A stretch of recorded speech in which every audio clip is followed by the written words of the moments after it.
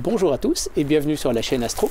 Il y a bientôt 2 ans, je vous avais sorti un épisode N'achetez pas ces télescopes, lunettes d'initiation, et je vous avais déconseillé l'achat de certaines lunettes véritablement d'entrée de gamme, fort peu qualitatives. Mais je vous avais surtout promis un épisode pour reparler des lunettes achromatiques beaucoup plus qualitatives. Et quoi de plus naturel et évident que d'aller voir Laurent Oumar, spécialiste de ces lunettes, puisqu'il anime la chaîne qui s'appelle Astronomie à la lunette, pour en parler. Alors bienvenue Laurent sur la chaîne. Bienvenue, enfin chez moi, Christophe, Maurice. Et voilà, le fidèle Maurice. Dans son jardin, donc ici on est chez lui, hein, on est dans son comme jardin. on dit, il est vrai, hein, voilà. C'est un vrai. Et il est tout aussi gentil qu'on le voit dans les vidéos de Laurent. Donc voilà, aujourd'hui je vous propose de passer en revue ces 2 lunettes qui sont voilà, des lunettes achromatiques sans être du haut de gamme, mais Laurent a suffisamment d'expérience de ces lunettes pour pouvoir dire leurs forces et leurs faiblesses. Donc on a avec nous la lunette Bresser 70-900 Junior, sur une monture qu'on pourrait qualifier de un petit peu AZEQ, on va en parler. Et là, on a ta dernière, c'est une lunette donc 80 nano de chez Bresser également. C'est une Bresser Messier 80-640. Celle-là, elle est montée sur monture EQ1. Donc voilà, on a les 2 types de montures. On a plutôt une lunette avec un rapport FD un peu plus court, une lunette avec un rapport FD un peu plus long. Et on va vous donner un petit peu toutes les clés pour débuter avec ce genre d'instrument. Et c'est maintenant sur la chaîne Astro.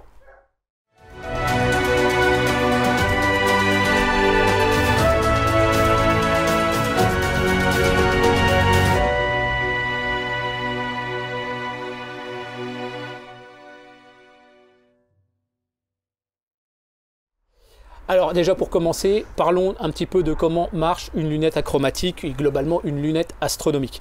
La lunette astronomique, elle s'articule autour d'un objectif donc en verre, une lentille convergente. Généralement, pour les lunettes achromatiques, il s'agit de 2 lentilles. Elles peuvent être accolées, on parle d'objectifs de type litro ou d'objectifs donc de 2 verres séparés d'air, c'est les lunettes dites Fraunhofer. Et après, derrière, vous avez l'utilisation de certains verres de plus haute qualité. Ce seront les lunettes qui s'appellent des lunettes ED. Vous avez déjà vu l'expression. Lentille convergente, elle va venir nous former une image aérienne de notre cible, assez petite bien évidemment. Ça dépendra de la longueur focale de l'instrument. Et cette image aérienne, nous allons l'observer avec un oculaire. Nous pouvons éventuellement la capturer avec un capteur d'imagerie, donc une petite caméra planétaire ou un appareil photo numérique. Toutes les lunettes fonctionnent sur ce principe, et le problème de ces lunettes, bien évidemment, de cet objectif en verre, c'est qu'on va travailler sur la réfraction de la lumière, on va dévier les rayons de la lumière, et on a l'apparition Terre de ZNG. C'est tes collègues qui passent. C'est mes collègues. On va laisser les camarades travailler en paix, comme on dit. Hein.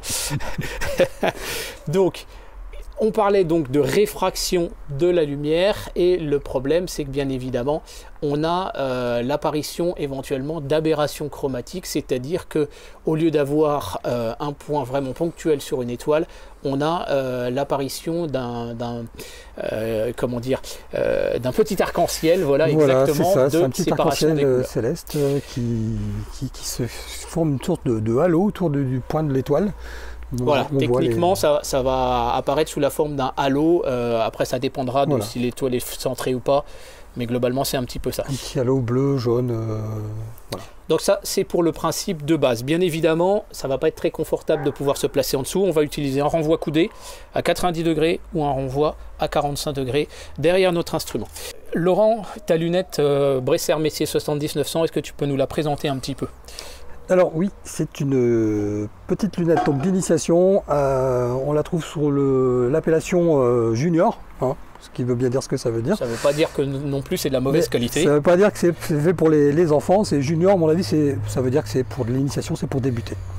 Elle a 900 mm de focale, 70 de diamètre au niveau de la lentille, et le rapport FD est donc de 12,8. Donc 12,8, c'est quand même assez élevé. Ça a un avantage et un inconvénient. Alors l'avantage, c'est que le chromatisme dont parlait Christophe Passy il y a quelques secondes, a tendance à être fortement diminué. Voilà, vraiment les solutions lunettes achromatiques, ça fonctionne très bien avec ce rapport focal sur diamètre. Là, on peut être quand même pas mal en confiance. Tout à fait. Ensuite, c'est une lunette, on va dire, d'entrée de gamme, donc il y a pas mal de pièces plastiques. Hein. Il faut faire très attention quand même. Sinon, le tube est en alu. J'ai eu la surprise d'avoir une monture que je ne connaissais pas. Hein. C'est la première fois que je voyais ce type de monture, puisqu'elle est azimutale. Hein. Actuellement, elle est en azimutale. Hein, l'azimut droite-gauche, hauteur au bas, il n'y a pas plus simple à utiliser pour un débutant. Et ça, c'est effectivement un principe qui est pas mal. Tu as des flex qui te permettent d'avoir un mouvement fin. Voilà. Et ça, c'est vraiment pas mal quand tu vas suivre ta cible, justement, tu vas pouvoir être avec tes deux flex. Voilà, on a le mouvement fin. Elle est intelligente. Et le mouvement fin, d'ailleurs, il va servir surtout à une autre fonction de la monture. Hein. On la découvre tout de suite là. Allez, on la découvre tout de suite. C'est une monture, en fait, qu'on pourrait qualifier de AZ équatoriale, AZEQ. AZEQ, alors... Pas sur une AZEQ6, bien sûr. Non. Mais alors, je trouve ça très intelligent. Voilà. Alors, elle s'incline. Et ici, vous avez une réglette pour la régler à la latitude du lieu. Donc là, je vais la placer à 50, puisqu'on est à 50, quelque chose. Ouais, 50 et quelques ici. Hein. Attention. Voilà, je serre le frein ici. Bon. Et là, maintenant, on est sur une utilisation. Moi, je trouve ça très astucieux de proposer ça pour un débutant. Parce qu'on va apprendre justement les mouvements de la voûte céleste et la monture, elle est très adaptée pour ça. J'expliquais justement dans l'épisode sur ces lunettes que je déconseillais, les problématiques de la monture équatoriale, à savoir le retournement de méridien à faire régulièrement. Sur cette monture, on n'a pas le problème. Tranquille. Alors vas-y, je te laisse montrer un petit peu comment tu l'utilises. On a l'axe polaire, hein, donc c'est cet axe-là. Donc la lunette va effectivement suivre le mouvement d'une étoile. Donc l'est, le sud et l'ouest. Voilà, exactement. Et puis bon, il n'y a rien de plus simple. On a un mouvement sur un axe. Il n'y a rien de plus simple. Et là, mentalement, on va pouvoir arriver à beaucoup mieux comprendre finalement les mouvements de la voûte céleste et d'avoir un télescope qui soit facilement aligné. En fait, finalement, ça se rapproche quelque part pour des télescopes de plus gros diamètre à la fameuse monture à fourche qu'on a connue beaucoup sur les Célestrons dans les années 80, qui se fait toujours un petit peu sur les Célestrons CPC en achetant le wedge qui permet l'inclinaison. Et en réalité, ça, c'est hyper intuitif à utiliser. C'est franchement une très bonne idée. Voilà, alors, on a juste à s'occuper de mettre l'œil à l'oculaire. Et alors, soit on desserre le frein, c'est ce que je fais souvent. Hein, et quand on fait du visuel, hein, bien sûr, quand on fait de la photo, on ne peut pas faire ça. Et on a juste à pousser pour suivre tranquillement son astre. Alors bien sûr, comme c'est une monture qui est un petit peu... le réglage n'est pas très fin, on va avoir tendance à ce que l'axe ne sera pas forcément confondu avec le polaire. Et donc on va voir l'objet qui va soit monter, soit descendre. Donc voilà, on fait avec un coup de flex et hop, c'est reparti pour... Et globalement, c'est beaucoup plus facile. Toi qui fais de l'astrodessin, je pense que tu jures que ça. L'astrodessin, avec ça, c'est du bonheur. Hein. C'est du bonheur. On fait avec ça, alors justement en parlant de ce qu'on peut observer avec ce type de lunettes, bien sûr on ne va pas aller avec un FD 12-8, 13, hein, on ne va pas aller chercher du ciel profond très faible. On va aller chercher les objets de Messier déjà. Hein. Il y a pas mal d'objets de Messier qu'on peut regarder. Il ne faut pas oublier que Charles Messier a découvert ces objets avec une lunette de 70 mm de diamètre. Avec ça, voilà. Bien évidemment, il n'avait pas de pollution lumineuse. Optiquement, cette lunette est sans doute nettement supérieure à la lunette qu'il avait, parce que je pense qu'à l'époque, c'était plutôt des lunettes chromatiques, avec un seul verre et non pas deux, dont le deuxième vise à corriger les défauts du premier. Effectivement, voilà, et globalement, tu vas avoir aussi des oculaires de bien meilleure qualité que ce qu'il avait à l'époque. On a du meilleur matos puisque là, tu as des PLOS, tu as des ERF ou des SWA, ce sont des oculaires qui sont déjà un peu plus qualitatifs. Par contre, on a plus de pollution lumineuse aujourd'hui, donc il faut savoir surfer aussi par rapport à cet aspect-là. C'est la limite par rapport à Messier, c'est que lui, il avait un ciel d'une pureté incroyable. Moi, j'aurais. Il était à Cluny, il y avait rien. Déjà, encore aujourd'hui, il n'y a pas beaucoup de pollution lumineuse aux alentours de Cluny, mais à l'époque, c'était le bonheur. Tout à fait. Et donc, surtout, moi, ce que j'utilise cette lunette pour le lunaire. Hein, j'adore la Lune, hein, vous connaissez ma passion pour la Lune. On peut absolument tout voir. Hein, montagnes, cratères, failles, dômes.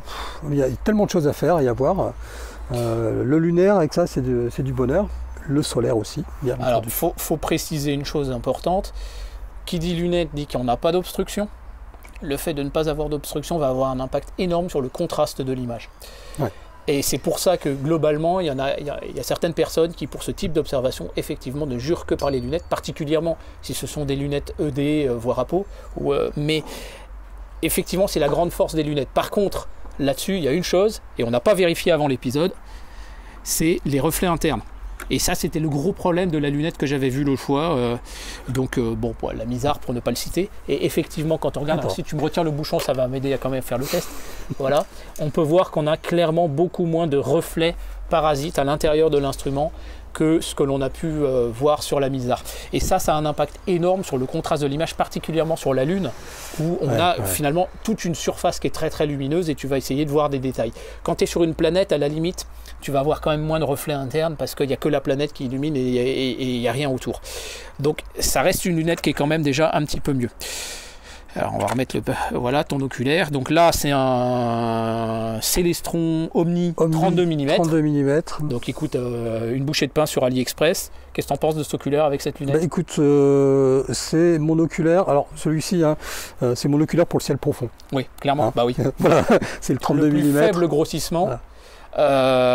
Par rapport à cet instrument, parce qu'après on pourrait mettre un 40 mm, mais à ce moment-là on commence à avoir un timbre poste comme taille d'image. Voilà, j'ai préféré prendre un 32 qu'un 40. Je pense que c'est un bon compromis. Voilà. C'est un bon compromis, il est confortable à utiliser, moi je l'ai aussi. Il a une bonne tenue. En plus, moi je suis porteur de lunettes, donc c'est parfait. Il a un bon relief d'œil, voilà. Exactement. Donc ça c'est pas mal. Globalement, les oculaires que tu utilises sur cette lunette, tu as un rapport FD à 12,8, on l'a dit, un 32, tu vas utiliser quoi? Un 18? Non, même pas. Moi, j'ai mon 32, j'ai un 25 et j'ai un 20. Tu grossis pas plus que ça? Pas plus que ça, non. Non, et quand tu vas faire du planétaire, par exemple? Quand je fais du planétaire, j'utilise ma petite shorty. Ah, la fameuse, elle est là, elle existe, voilà. Elle est vraie aussi. C'est ma lentille préférée. Voilà. Donc, en fait, avec le 20, tu t'amènes à un oculaire de 10 mm. Voilà. Sauf si tu la mets devant le renvoi coudé, où là, tu es carrément plutôt aux alentours de 7 mm. 7 mm. Voilà. Donc, c'est dans la notice de la shorty. Hein. J'ai vérifié, mais de toute façon, un jour, on parlera des barlots. Tu l'as très bien expliqué sur ta chaîne. De toute façon, voilà, cet instrument avec la shorty x2, pas besoin de prendre une x3, une x4. Juste une x2, c'est largement suffisant pour ce type d'engin. Donc globalement, le panel de grossissement, la focale la plus longue d'oculaire, 32, c'est ce qu'il y a de plus long et en même temps de bon compromis quand vous êtes en 31-75. Et après, tu vas monter TAF 12,8, donc déjà le 1xD tu l'as avec un oculaire de 12,8 mm de focale. Là tu pousses carrément à 10 voire 7. Pourquoi? Parce que tu as un rapport FD qui est long, tu as une lunette qui est quand même qualitative et ça passe. L'image elle est sharp, je vais monter sur un objectif, sur du 7 mm quand je fais du chose de lumineux, hein, du lunaire. Forcément, l'image est mathématiquement beaucoup moins lumineuse. Je vais faire du lunaire, du solaire, et puis dès que je fais autre chose, du planétaire, là, je prends plutôt mon 32 ou mon 25, mais je laisse tomber mon 20. Hein. Ah oui, tu préfères pas trop grossir en planétaire? Ouais, en planétaire, moi, je suis le petit-fils qui... Le petit-fils. Non, en planétaire, je grossis pas trop. Alors, je sais que ça peut paraître bizarre. Quand je fais de l'astrodessin, vous pouvez voir que parfois j'ai quand même beaucoup de détails. Mais j'ai peut-être cette faculté d'utiliser mon cerveau comme un zoom numérique, si vous voulez. Je fais abstraction du champ et je me focalise sur ma planète ou mon dessin. Et je fais du grossissement naturel. Tu préfères avoir une image sharp et la traiter avec ton œil plutôt que d'avoir une image très grossie et plutôt floue et finalement voilà. Je préfère. Moi, je raisonne comme ça aussi. Hein. Voilà, je préfère la qualité et m'occuper moi-même de faire ce qu'il faut. C'est la force d'un observateur en visuel. Hein. Oui, tout à fait. Si on fait du visuel pendant des années, on acquiert cette expérience-là. Au niveau de la manipulation de cet instrument, il y a deux petites choses que j'ai trouvées, pas mal de choses. Bon, il y a ton focuseur qui est maintenant piloté avec ta souris, tutoriel sur la chaîne 70-900 Astronomie à la lunette. Alors voilà, c'est une souris que j'ai récupérée d'un vieil ordinateur, j'ai mis 2 petits boutons. Vous avez tout le tutoriel, on vous met le lien dans la description. 25 centimes par bouton, un vieux potentiomètre récupéré sur une télé, une batterie que j'ai... Smartphone, voilà, 5 volts. Ouais, voilà, 5 ça, volts. C'est un truc pour smartphone. C'est 4 € chez Action. Voilà, donc on a la raquette de commande, 2 petits boutons, droite-gauche, enfin non, haut-bas, pardon. Ouais. Le potentiomètre pour régler la vitesse. Et puis on câble ici. Et puis voilà. Là, je monte. Donc Ouais, je la mets comme ça. Voilà. Et là, je descends. Voilà. L'avantage, c'est qu'on ne touche pas l'instrument, donc on n'a pas de vibration parasite. Aucune vibration. Et puis... J'avoue, ça me fait envie. On fait du réglage fin. Alors, ok, Laurent, tu as maintenant 2 autres accessoires.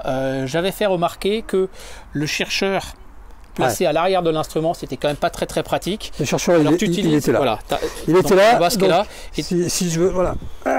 On est comme ça. On est à 4 pattes. c'est pas pratique du tout. Et voilà, quand on a un certain âge, on a du mal à se relever. Enfin, tous ces trucs-là. On a un genou au sol. Après, on a une grosse tache d'humidité ici sur le pantalon. Enfin, c'est l'horreur. Du coup, moi, je vois 2 trucs que tu as mis sur le télescope. Tu as ça et il y a ça. Est-ce que tu peux nous dire en 2 mots? Alors, là, c'est un chercheur pointe rouge. Hein. Voilà. Et plutôt que de l'installer ici, je l'ai simplement installé là avec 2 colliers plastique. Voilà, j'ai fait 2 trous, tac tac, pour passer les colliers dedans. Et ça ne bouge pas d'un iota. Voilà. Hein. Et donc du coup, c'est beaucoup plus naturel à utiliser comme un Dobson, finalement. Voilà, comme un Dobson, on est là, on embrasse son instrument. Voilà. Et on peut... À la limite, moi je l'aurais mis sur le côté, tu vois. Oui, après, voilà, c'est l'avantage de la lunette, c'est qu'on peut la pivoter. Hein. Là-dessus, est-ce que tu peux nous parler de ça? C'est quand même intéressant. Alors, ça ici, j'ai un porte-smartphone. Alors, j'avais parlé effectivement de cette problématique. Alors, on voit pas très bien l'écran, mais c'est pas très grave. J'avais parlé de cette problématique dans mon épisode sur les lunettes pour enfants, les instruments pour enfants. Et en fait, toi, tu as quelle application alors que tu utilises? Alors, j'utilise Sky Eye. Voilà, et donc là, si tu nous mets une vue là-dessus, on va quand même voir un petit peu.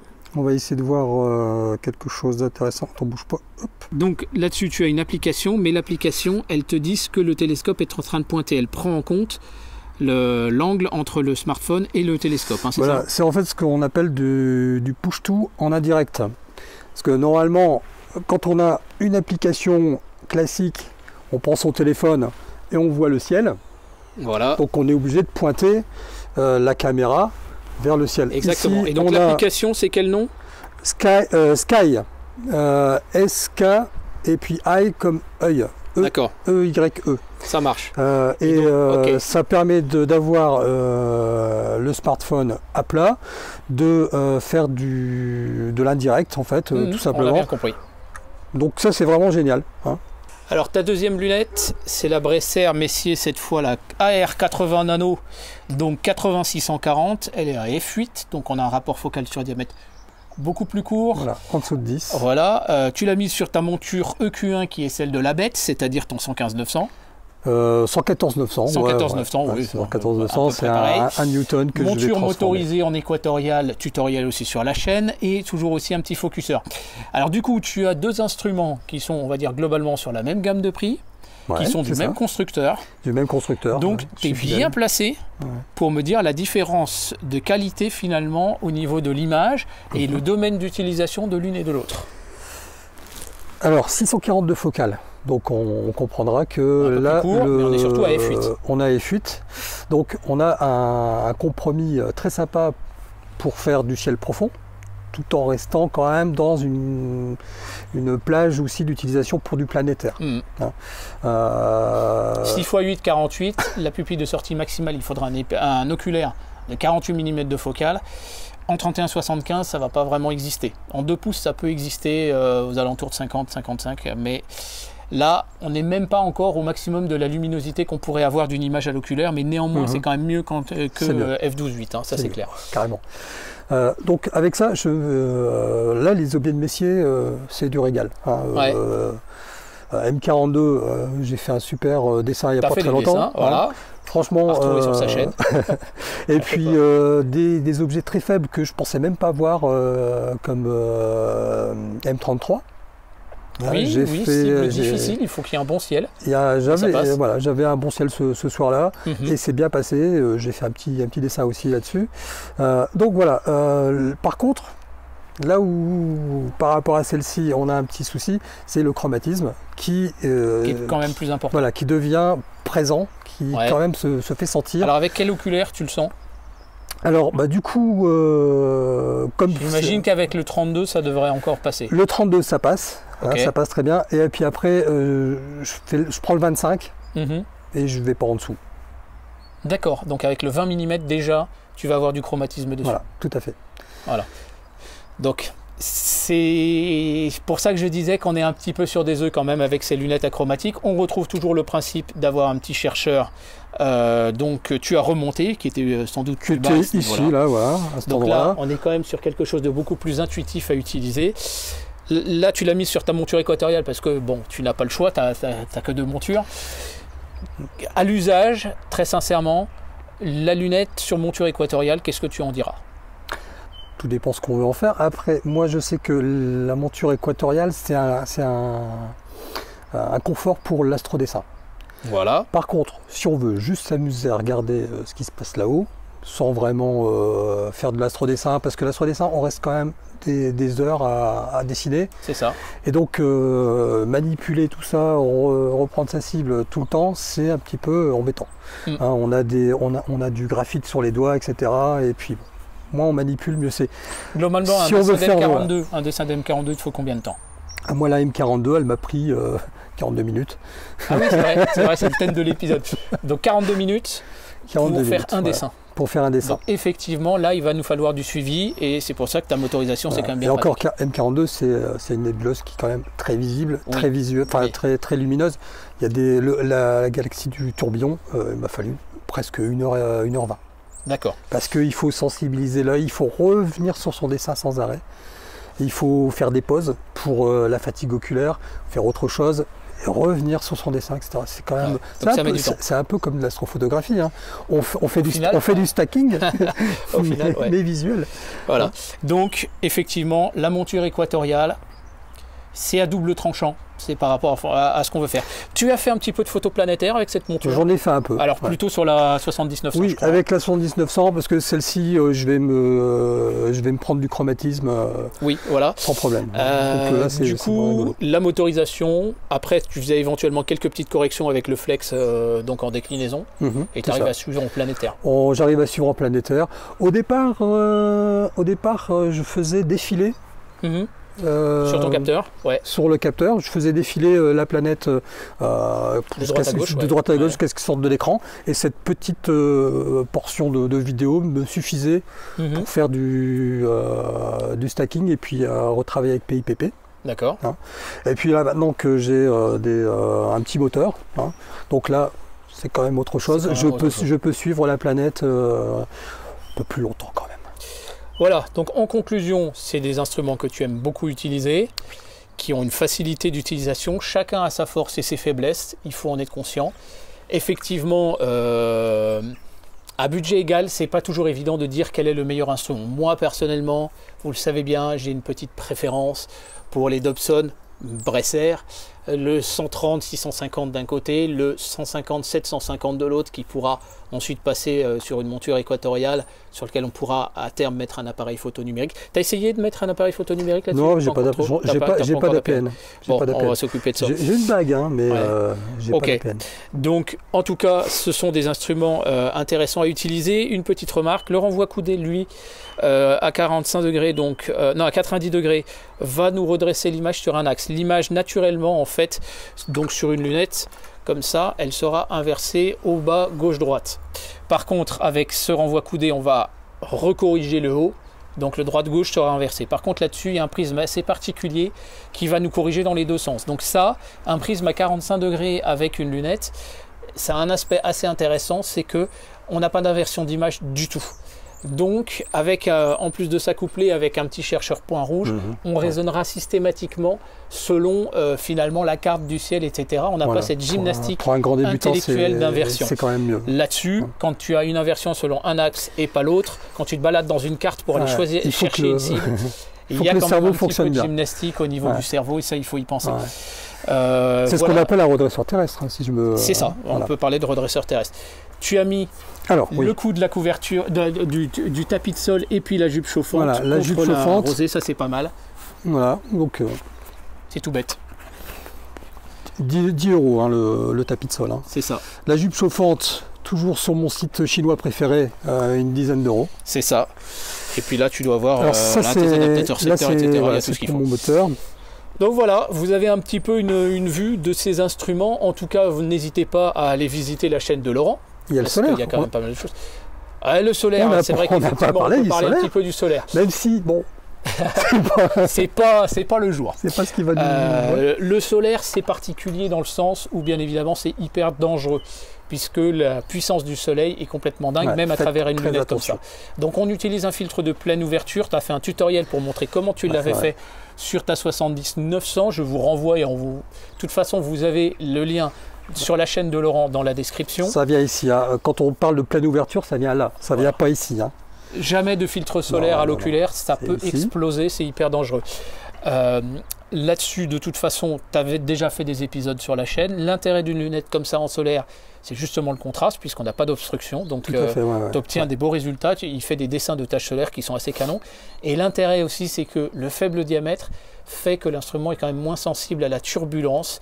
Or, en pleine journée, avec la chaleur du soleil, puisque bien évidemment il fait beau, l'air turbule comme au-dessus d'un barbecue. Et globalement, un très gros diamètre n'est pas forcément ce qu'il y a de mieux en solaire, raison pour laquelle effectivement tu arrives à faire de très très belles choses déjà avec cet instrument. Il y a beaucoup de fans du soleil qui achètent, qui sont sur des lunettes, des lunettes des 70-900 qui transforment en lunettes solaires. Voilà. Alors pour terminer cet épisode, vous allez me demander quelle lunette choisir si vous avez envie de choisir, pourquoi pas, une lunette. Vous avez bien compris que si le rapport focal sur diamètre était trop court, vous allez avoir des aberrations chromatiques, on en a parlé un petit peu, ou du chromatisme. Donc f8 voire moins, vous allez avoir ce problème-là, il faut en être conscient. Par contre, l'instrument sera quand même plus intéressant pour aller faire de l'observation du ciel profond. Si par contre le rapport focal sur diamètre est plus élevé, f10, f12 surtout, eh bien là à ce moment-là votre instrument aura des très bonnes compétences en observation planétaire, donc la Lune et les planètes. On pourra toujours observer bien évidemment un certain nombre d'objets concentrés dans le ciel profond, je pense en particulier à des amas globulaires. Donc ce que je vous propose, c'est de mettre dans la description des références d'instruments que vous connaissez et on va vous mettre des liens. Moi j'aimerais par le biais de cet épisode aussi soutenir Laurent financièrement, dans le sens où je vous propose des liens monétisés mais qui iront en soutien de Laurent, parce que c'est quelqu'un qui mérite de pouvoir avoir des bons instruments entre les mains. Si vous voulez des instruments pour faire de l'astrophotographie, mais qui soient des lunettes, clairement, allez sur des lunettes ED, des 66, 72, voire 80 ED, donc ce qu'on appelle aussi des semi-apos, et puis bien évidemment des instruments apochromatiques, c'est encore mieux. Voilà, donc mettez dans la description je possède tel instrument, voilà ses forces, voilà ses faiblesses, et puis moi après derrière je capitaliserai une petite liste d'instruments. Il y a des instruments de qualité, sachez distinguer quand même des instruments qui n'ont en réalité pas évolué depuis les années 80 et qui sont toujours vendus quasiment identiques aujourd'hui. Ça existe sur certaines marques par exemple, mais il y a des instruments qui ont été complètement refaits à neuf, chez Celestron, chez Skywatcher, chez Bresser, et là ce sont des instruments qui sont quand même déjà beaucoup plus qualitatifs, donc sur lesquels vous pouvez vous orienter. La monture équatoriale n'est clairement pas indispensable quand il s'agit de faire de l'observation, on en a parlé. Certaines lunettes sont vendues avec la monture AZ2Q que nous a montré Laurent, mais ça reste relativement rare. Mais par contre, une bonne monture azimutale de qualité sera vraiment confortable à l'utilisation avec une lunette, et c'est plutôt ce que j'aurais tendance à vous recommander. Merci Laurent pour toutes tes petites astuces concernant ces lunettes. Voilà, vous avez les liens dans la description concernant la chaîne de Laurent. Il y a plein de choses à découvrir. Venez voir ce que je fais avec ces deux instruments. C'est passionnant. Et puis si vous aimez l'astrodessin, c'est ici qu'il faut venir. Voilà. Si vous aimez la Lune, c'est ici qu'il faut venir. Si vous aimez les étoiles variables, c'est ici qu'il faut venir. C'est vrai que j'en parle pas dans mes épisodes d'éphéméride de ça. Mais les étoiles variables, Laurent, c'est un observateur vraiment averti. C'est pour ça que ça me paraissait naturel de venir chez Laurent pour tourner cet épisode. Voilà, j'espère qu'il vous aura plu. N'hésitez pas à laisser un petit mot dans l'espace commentaire, allez visiter la chaîne de Laurent. N'hésitez pas surtout à partager aussi cet épisode autour de vous parce que la question revient souvent sur quelles lunettes acheter. Là maintenant, vous avez quand même des critères et des références, on vous met des liens dans la description. Et puis je vous dis surtout à très bientôt sur la chaîne Astro et sur la chaîne 70900 Astronomie à très bientôt les amis. Merci, au revoir.